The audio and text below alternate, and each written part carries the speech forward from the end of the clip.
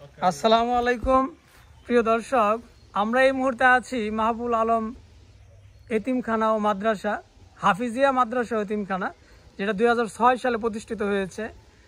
তো মাহবুল আলম উনি একজন গফরগাঁয়ের একবার স্বনামধন্য একজন ব্যক্তি, আমাদের গফরগাঁয়ের জন্য গর্ব। উনি শিক্ষা বিভাগের সহকারী পরিচালক ছিলেন। ওনার লেখা প্রায় 40টির মতো বই আছে। সবচেয়ে উল্লেখযোগ্য বই হচ্ছে বাংলা সাহিত্যের ইতিহাস। এছাড়া ওনার হচ্ছে সমাজসেবা এবং গফরগাঁয়ের জন্য অনেক অবদান আছে। আমরা যেটা দেখতে পাচ্ছি আমাদের সামনে, এই যে এতিমখানা, তো চমৎকার একটি জায়গায় এই এতিমখানাটি আছে, হাতিখোলা এটা অবস্থিত।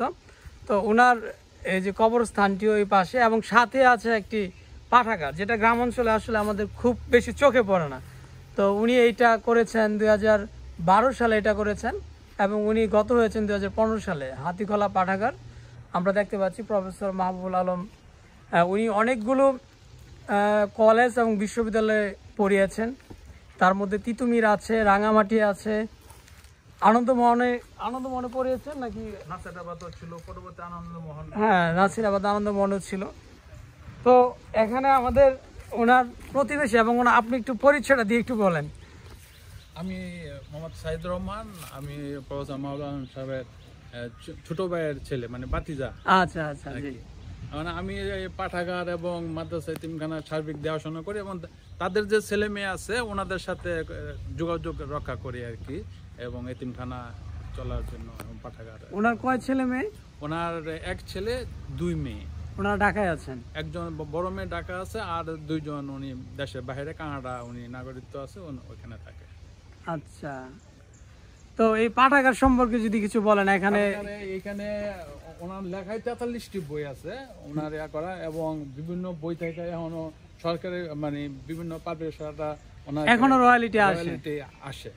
এর মধ্যে এক দুটা বইয়ের নাম বলেন যেটা খুবই বাংলা সাহিত্যের ইতিহাস আসে, তাও স্কাউট থেকে আসে। কারণ স্কাউটের যে বইগুলা উনি প্রথম মানে ইংলিশ থেকে বাংলা করছে, আর মানে এখনো কেউ করে নাই। যখন স্কাউট থেকে অনেকগুলো আসে, স্কাউটের কিছু কবিতা লেখা আছে, অনেক কিছু করা আছে। আচ্ছা জি, তাহলে আমরা চলেন একটু পাঠাগারের ভিতরে দেখি।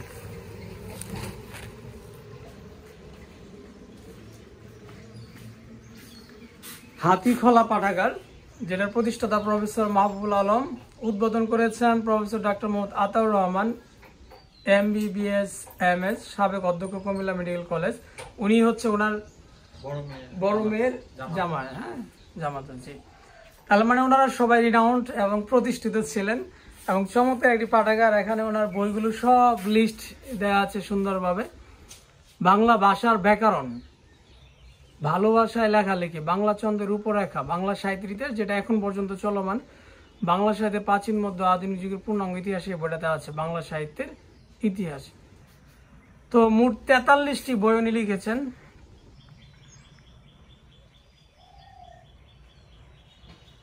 এখানে সবগুলি লিপিবদ্ধ আছে। মানসিংহ ভবানন্দ উপাখ্যান, আবৃত্তির কবিতা, স্কাউটেরা যা করতে পারে, বিপির বাণী, মুগলির গল্প, ছড়াই ছড়াই স্কাউটিং, ছোটদের জন্য গল্প, ছোটদের জন্য কবিতা, সাহিত্য তত্ত্ব, মাইকেলের প্রহসন, সমালোচনা সংগ্রহ।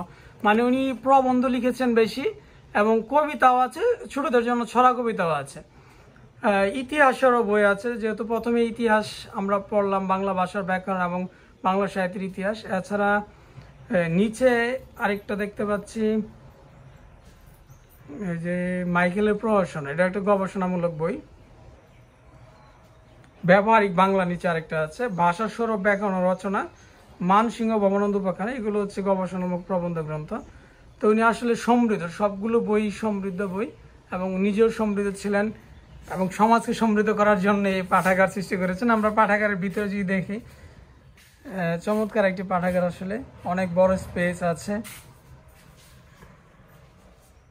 অনেক বইও আছে।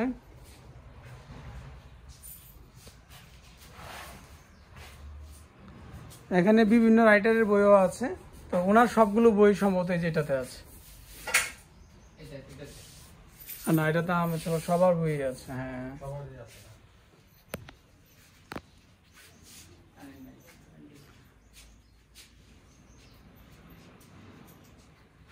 হুজুর হচ্ছেন এই মাদ্রাসা। আপনি একটু পরিচয় দেন তো।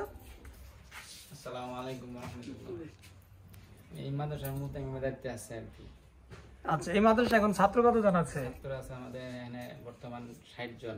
যাক আলহামদুলিল্লাহ, ভালো আছেন 4 জন। আচ্ছা, আপনারা তো মাহবুল আলম সাহেবকে পাইছেন? জি না, আপনি পান নাই? আমি পান নাই, পাইছি না। যাক, মাহবুল আলম সাহেব একজন অত্যন্ত স্বনামধন্য মানুষ এবং উনি যে কৃতিত্ব রেখেছেন গফরগাঁওয়ের জন্য এবং ওনার ব্যক্তিগতভাবে ওনার পরিবারের জন্য এবং এই যে সমাজের জন্য, এটা আমাদের জন্য অত্যন্ত গর্বের।